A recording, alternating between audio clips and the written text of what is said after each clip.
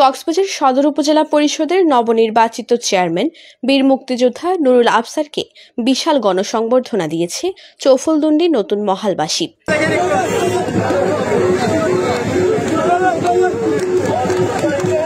বৃহস্পতিবার বিকেলে চৌফুলদুন্ডি ব্রিজ থেকে চৌফুলদুন্ডি ইউনিয়নের ১ নং থেকে ৯ নং ওয়ার্ড পর্যন্ত শোডাউন দেন নুরুল আফসার।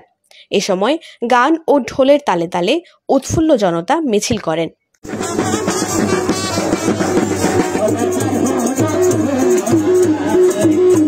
পরে বিশাল গণসংবর্ধনা দেওয়া হয় নুরুল আফসারকে।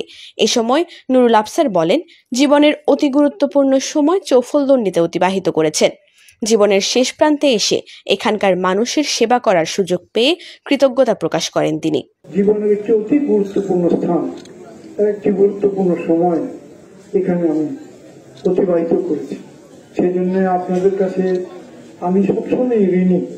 সবসময় চেষ্টা করেছি আপনাদের মুখ উজ্জ্বল করতে, সমস্যার সমাধান করতে, ভাইয়ের মতো করে আপনাদের পাশে দাঁড়াতে চেষ্টা করেছি। এখন আমি খুব সংক্ষেপে বলছি, এখন আল্লাহর অসীম রহমতে এবং আপনাদের প্রচেষ্টায় আর একটি নতুন সুযোগ এসেছে আপনাদের পাশে দাঁড়াবার। আমি এই জন্য আল্লাহ রাব্বুল আলামিনের কাছে কোটি কোটি শুকরিয়া জ্ঞাপন করছি। তিনি যে আমাকে জীবনের শেষ প্রান্তে এসে আপনাদের পাশে দাঁড়িয়ে কিছু সেবা করার যে সুযোগ দিয়েছেন, সেই জন্য আল্লাহর কাছে আমি কোটি কোটি শুকরিয়া জ্ঞাপন করছি। আমাকে অন্য জায়গায় সেবা করার সুযোগ দিলে আমার এত আত্মতৃপ্তি হতো না। যেখানে আমার স্মৃতি বিজড়িত রয়েছে, যেখানে আমার দুর্বলতা রয়েছে, সেখানেই আল্লাহ তাআলা সেবা করার সুযোগ দিয়েছে। এতে বক্তারা বলেন, মানব সেবা কাকে বলে সেটি নুরুল আফসার শিখিয়েছেন। যোগ্য নেতাকে যোগ্য আসনে বসাতে পেরে তারা ধন্য বলে মন্তব্য করেন।